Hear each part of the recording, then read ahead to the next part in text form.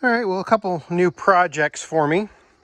Picked up a couple generators recently, mostly just for kind of fun, just out of curiosity for the most part. So this is an Onan, it's a 7.5 kilowatt or 7,500 watt, 2-cylinder diesel air-cooled generator. The way this generator works, I believe it is two-phase or single-phase or three-phase. Haven't really figured out how it works yet. The engine's locked up, so it's got a lot of work to do. It's got 4,500 plus hours on it. And I do have the side panels and the cover. I just took that off because it was extremely dusty. Evidently, it had been in a building. You can see the evidence of a rat's nest right there, or mouse nest. So I just took the cover off last night since we were supposed to get rain today, which we did. We got about 1 inch of rain. And I just decided that I would let it rain on it to see if I can get some of the dust calmed down. This is not going to be a priority project for right now. The priority project is going to be another generator that I purchased, which we'll go look at. So here's the other generator. So this is a 5 kilowatt CCK or 5.0 CCK. However, it is a solid state machine. Now, I knew a little bit about this just from reading about these Onan powered generators in the past, but basically these solid state machines are what they call an R spec, which if you look right there, it says R. So it's an R spec generator. They have these solid state controls on them that go bad. Based on just a little bit of testing, this one has definitely gone bad. So what we're going to do is I actually purchased for $265 a new control board from Flight Systems, which I'll get into when I go to replace it. And we're going to see if that solved our running problem. Chances are, based on all the little electrical hacks that I'm looking at around here with this switch and a couple other things, I am guessing that something's been wrong for quite a while. When I first bought it and got it home, I found this fuse was blown. That was the fuel pump fuse, and basically took that and put a new fuse in there. And basically there's a hot wire that comes off the coil that comes to this switch that you turn the switch on. They come down here and you put on the battery lead, and that's what runs the fuel pump. I don't think that's necessarily how it should work.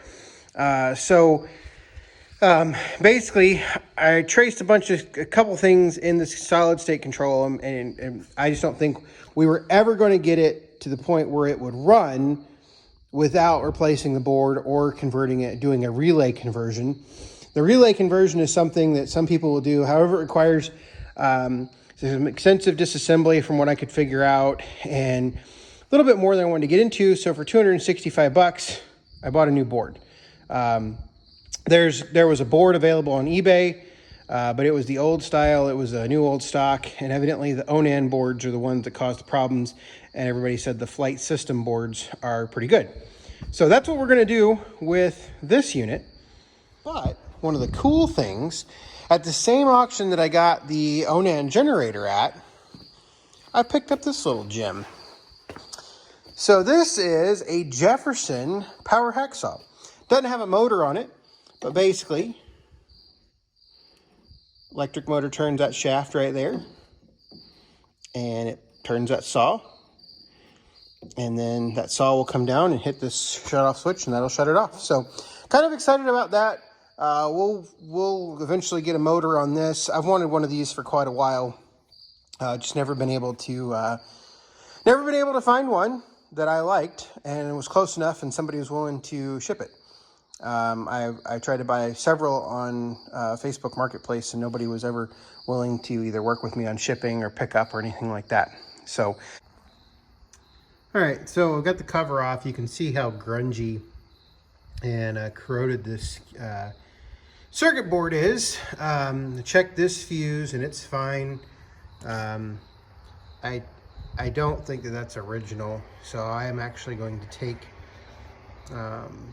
I'm going to take this out because this is actually a dead end right here.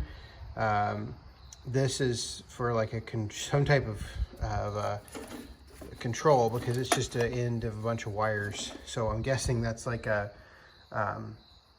an automatic control of some sort. I think this is the only side that really matters. At least that's what I think. So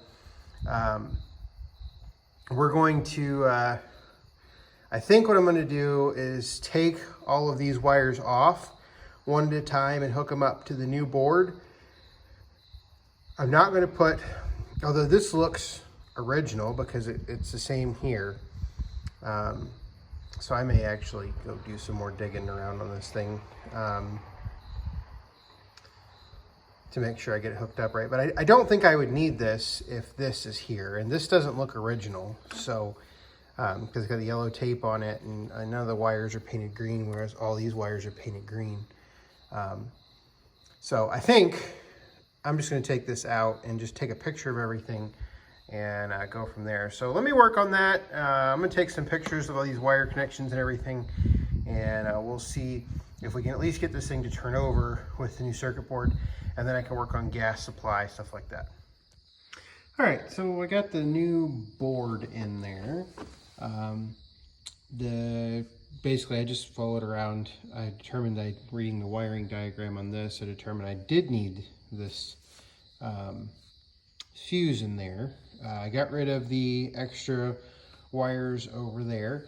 That would be part of the auxiliary generator, I guess, if you wanted to hook it up to an RV or something. But basically reading the wire diagram, let me see if I can find it again real quick. So that fuse is in between terminal 10 and 2, I believe. So where was 10 at? Oh, no, I can't remember. There's 7, 8, 2.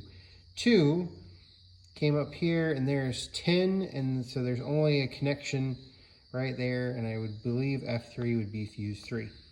I would think. I think.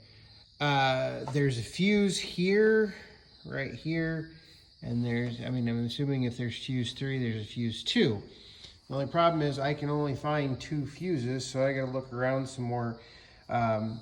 Because basically, if I hook this up to a battery now, which I'm already better than I was, so I'll hook it up to a battery. And when you press the start button, the fuel pump comes on. It did not do that before, and there's none of this jerry-rigged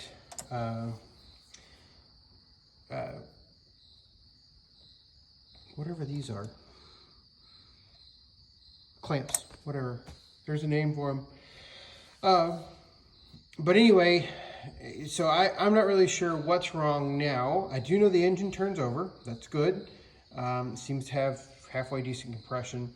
So now it's just a matter of I got to dig through the electrical problems and figure out, okay, why is it not cranking? There's something in the generator in, since I'm guessing, or what it appears is that the generator is the starter at the same time, or is it somewhere else in the system? So I'm going to sit down with a manual, or a manual, if I can find a manual, sit down with a manual tonight and see if I can't solve some more of the problems. So we are already in better shape than we were, and I will try. Oh, here's the old board. And to show you how it was bad, you look at the burn spot, and then you look at, and my light just went out. Well, here. And I'm on the wrong end of the building to motion back on. So you can see how that is all burned off right there. So that's where I'm going to stop for the night. So, yeah, if you got suggestions, I will certainly be happy to take them.